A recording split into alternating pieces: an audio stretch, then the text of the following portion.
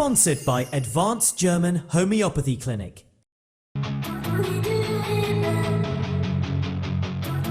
I'm Dr. Manoj Pujar, MD Homeopath, Classical Homeopath, Advanced German Homeopathy Clinic, Varicose Ulcer and Diabetic Wound Care Center.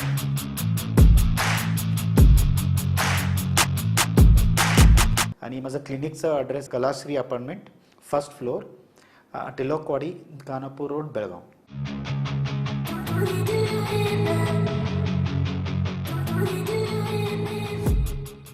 नमस्कार, मी श्वेता अंकले.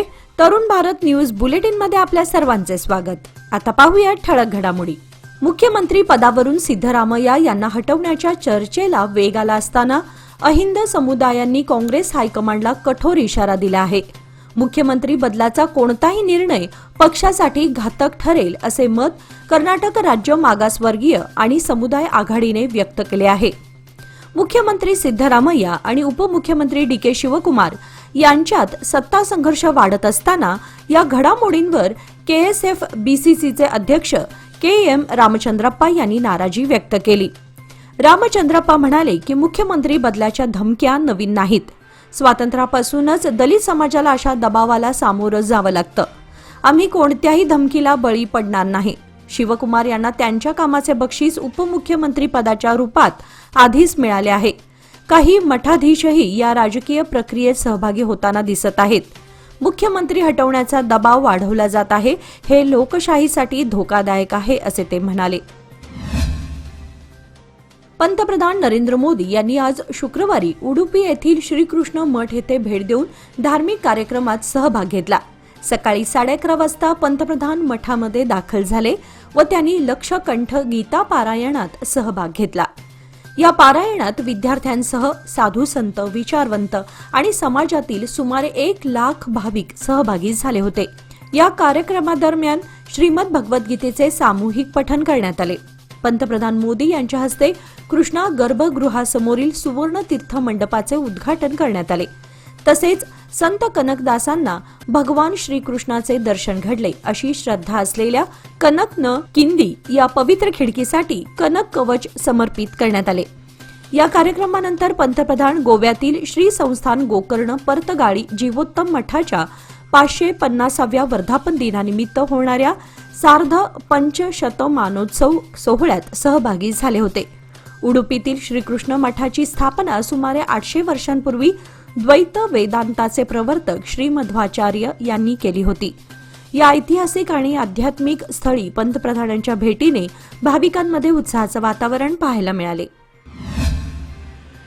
कर्नाटकात गेल्या महिन्याभरात राजकीय वातावरण तापलं असून काँग्रेसमध्ये मी मुख्यमंत्री की तू मुख्यमंत्री यावरून कलह निर्माण झाल्याची टीका माजी मुख्यमंत्री व खासदार जगदीश शेट्टर यांनी आज शुक्रवारी पत्रकार परिषदेत केली. मुख्यमंत्री सिद्धरामय्या आणि उपमुख्यमंत्री डी.के. शिवकुमार यांच्यातील वाद ट्विटरद्वारे उघडपणे दिसून येत असून यामुळे काँग्रेस सरकारमध्ये गोंधळाचं वातावरण आहे. याचा थेट परिणाम राज्याच्या विकासावर झाला असून शासन निर्णयाऐवजी फक्त अंतर्गत राजकारणात गुंतले आहेत असा आरोप शेट्टर यांनी केला. शेतकरी, अंगणवाडी सेविका, कामगार संघटना यांच्याकडून राज्यभरात आंदोलने सुरू असून सरकार मात्र डोळे झाकून ठेवून तमाशा पाहत असल्याचेही ते म्हणाले. भ्रष्टाचार वाढला असून कोणत्याही योजनांसाठी निधी उपलब्ध नसल्याने विकास कामे खोळंबली आहेत.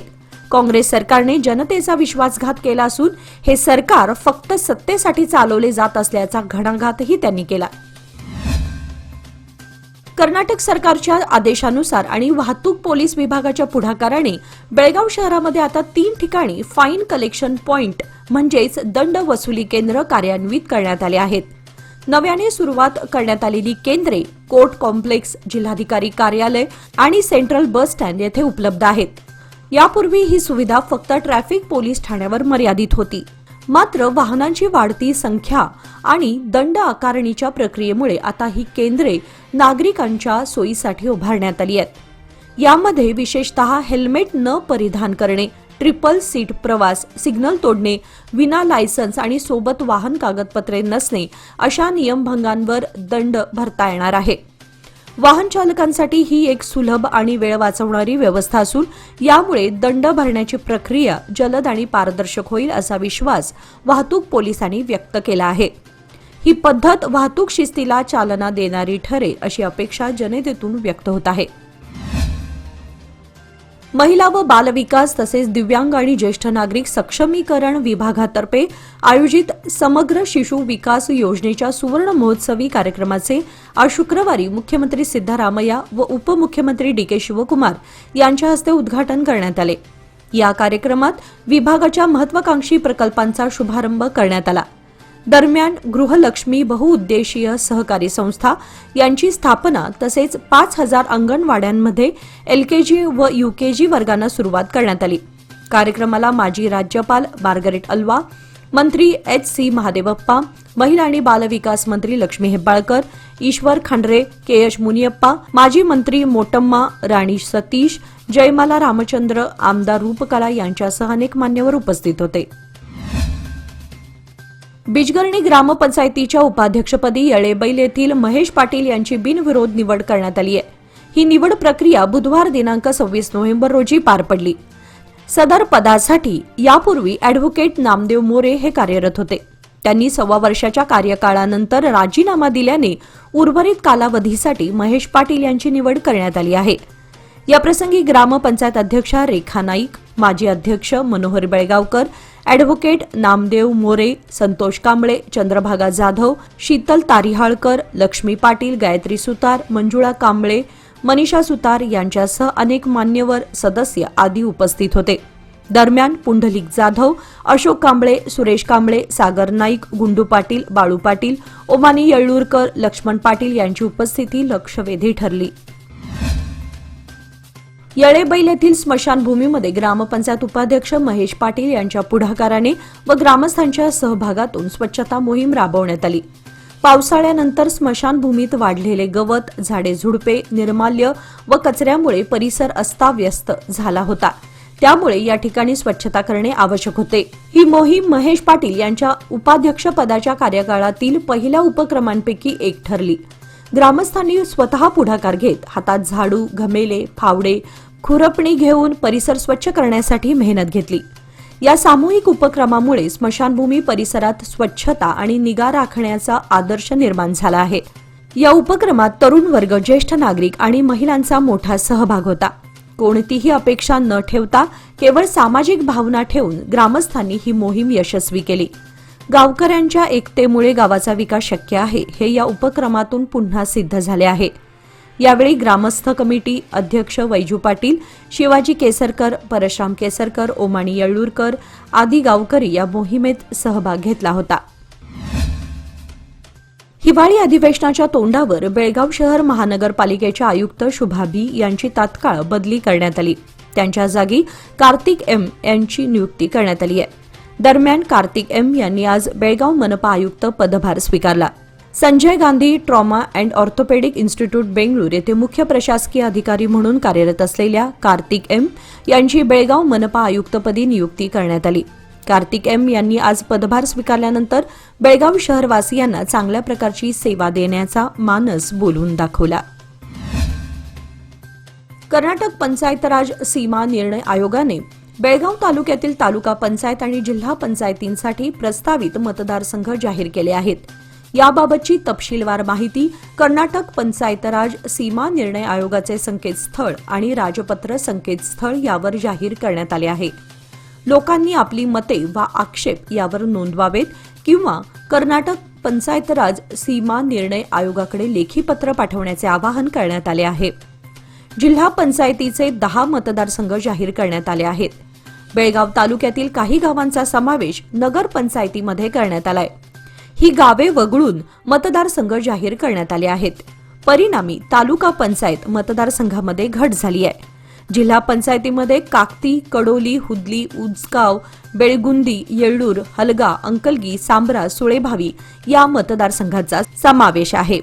तर तालुका पंचायतीमध्ये नवीन वंटमुरी, होनगा, काकती, केदनूर, कडोली, हुदली, अष्टे, कंगराळी, बुद्रुक, उचगाव, आंबेवाडी, तुरमुरी, बेळगुंदी, बिजगर्णी, येळ्ळूर, किनये, संतीबस्तवाड, देसूर, धामणे, केकेकोप, बस्तवाड, हलगा, अंकलगी, भेंडीगिरी, तारिहाळ, मुतगा, सांबरा, बाळेकुंद्री खुर्द, मारिहाळ, सुळेभावी, तुमरगुद्दी आदी मतदारसंघांचा समावेश आहे.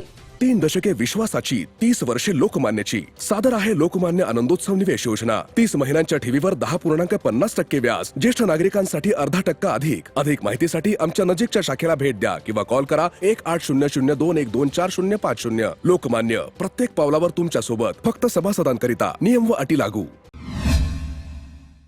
अखिल भारतीय शेतकरी कृषी कामगार संघटनेच्या वतीने राज्यातील तसेच बेळगाव जिल्ह्यातील बिगर हक्क भूधारकांना तात्काळ हक्कपत्र देण्याची मागणी अखिल भारतीय शेतकरी संघटनेच्या वतीने करण्यात आली आहे. राज्यातील अनेक जिल्ह्यांमध्ये गेल्या 60 ते 70 वर्षांपासून शेतकरी सरकारी जमिनीवर शेती करत आहेत. ही जमीन शेतकऱ्यांची मुख्य जीवनधारा बनली असून केवळ त्यांच्या कुटुंबाचेच नव्हे तर समाजाच्या अन्न सुरक्षेचेही तो महत्त्वाचा आधार आहेत. राज्य व केंद्र सरकारने अनेकदा आश्वासन दिले असले तरी अद्यापही लाखो बिगर हक्क भूधारक शेतकऱ्यांना कायदेशीर हक्क मिळालेला नाही. त्यामुळे त्यांना सतत अस्थिरतेचा सामना करावा लागत आहे.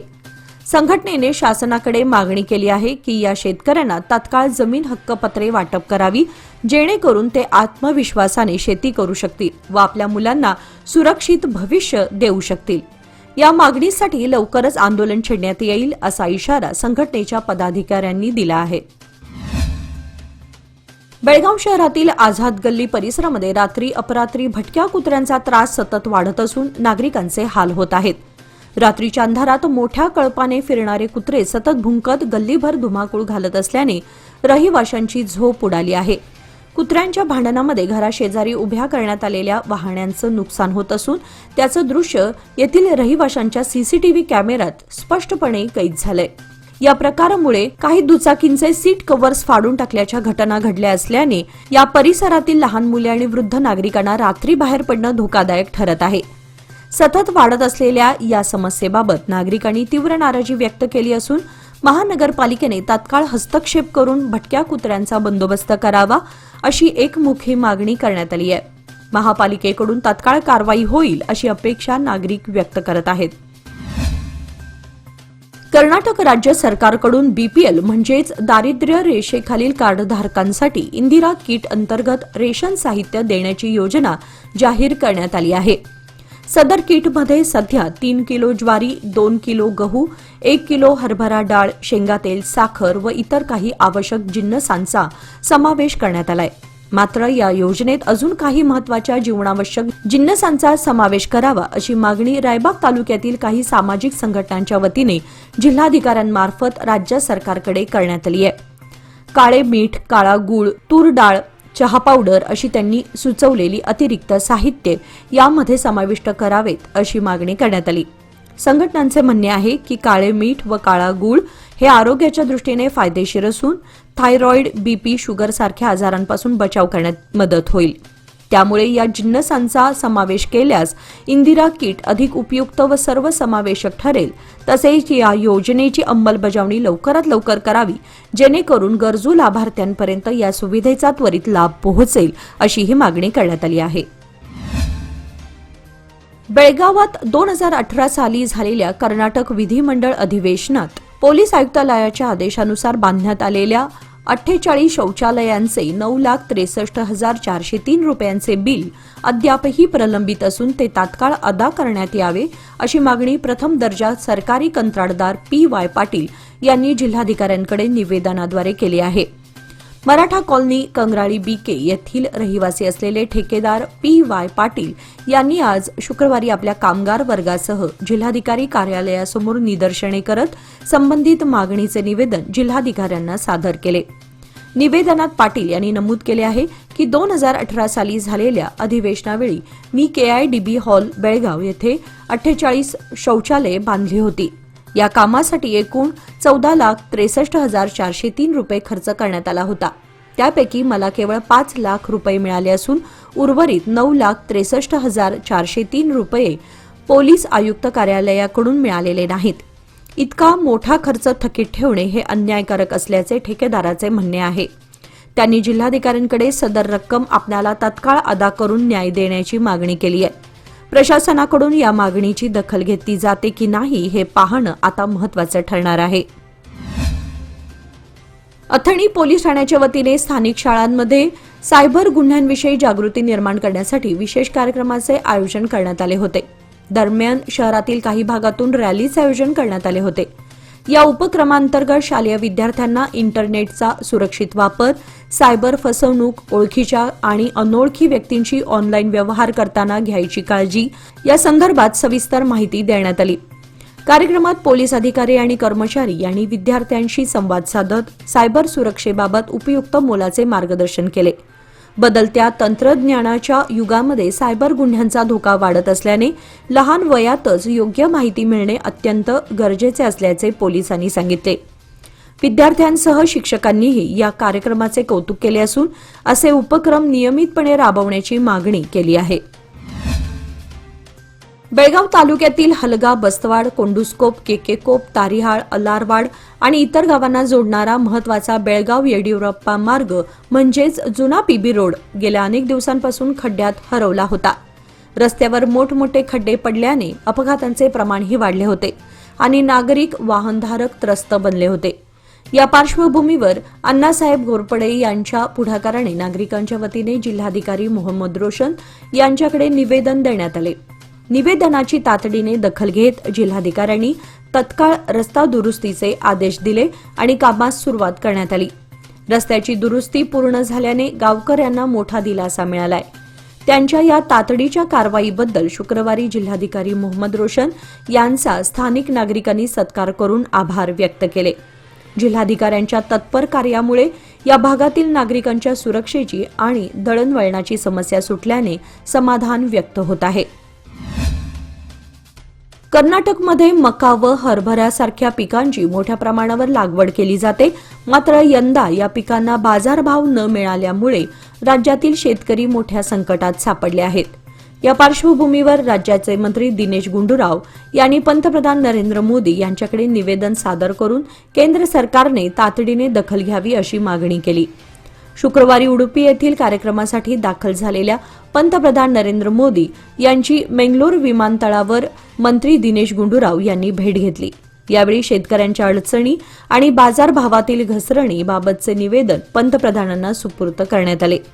मक्यासह हरभऱ्याच्या हमीभावात घट होण्याचे कारण इथेनॉल उत्पादनातील त्रुटी आणि खरेदी प्रक्रियेतील विसंगती असल्याचे निवेदनात नमूद करण्यात आले आहे.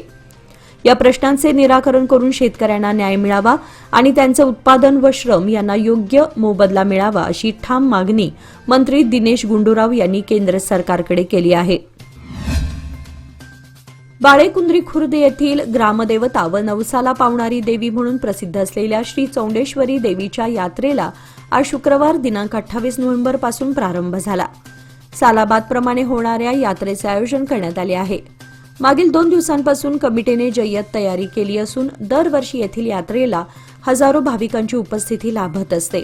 देवस्थान कमिटीने गावच्या प्रवेशद्वारासह ठिकठिकाणी स्वागत कमानी उभारल्या असून मंदिरावर आकर्षक विद्युत रोषणाई करण्यात आली आहे.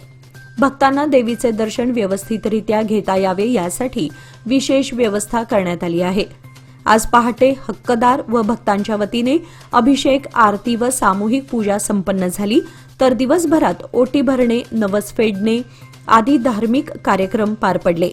रात्री 12 वाजता गारहाणे घालण्याचा कार्यक्रम होणार असून उद्या शनिवार दिनांक 29 नोव्हेंबर रोजी यात्रेची सांगता होणार आहे. गोल्डन स्क्वेअर अकॅडमीचा खेळाडू गीतेश राम सागेकर याची कर्नाटक सरकारच्या शालेय शिक्षण विभागातर्फे आयोजित अंडर 14 राष्ट्रीय बुद्धिबळ स्पर्धेसाठी निवड झाली आहे. शालेय, विभागीय, तालुका, जिल्हा आणि राज्य अशा सर्व निवड चाचण्यात उत्कृष्ट खेळ करत गीतेशने 172 स्पर्धकांमध्ये दुसरे स्थान मिळवले. ही राज्यस्तरीय निवड चाचणी मंड्या जिल्ह्यातील नागमंगळ तालुक्यात आयोजित करण्यात आली होती. गीतेशच्या बुद्धिबळ प्रवासात त्याला प्रशिक्षक प्रशांत अन्वेकर यांचे मार्गदर्शन लाभले आहे. कर्नाटकासोबत महाराष्ट्र आणि गोवा येथील विविध स्पर्धांमध्येही त्याने उल्लेखनीय कामगिरी केली आहे. ऑल इंडिया FIDE रेटेड खेळाडू असलेल्या गीतेशचा क्लासिकल रेटिंग 1527 असून त्याला BDCA बेलगाम डिस्ट्रिक्ट चेस असोसिएशनचे सक्रिय सहकार्य मिळत आहे. केवळ 12 वर्षांच्या वयात गीतेशने राज्यातील उदयोन्मुख बुद्धिबळपटूंमध्ये आपले विशेष स्थान निर्माण केल्याने त्याचे सर्वत्र कौतुक होत आहे. याचबरोबर आजचे बातमीपत्र इथे संपले. अधिक माहिती आणि ताज्या घडामोडींसाठी पाहत रहा तरुण भारत न्यूज चॅनल. तसेच आमच्या चॅनलला लाईक, शेअर आणि सबस्क्राईब करायला विसरू नका. आणि विश्वासार्ह बातम्यांसाठी दररोज वाचा दैनिक तरुण भारत. धन्यवाद.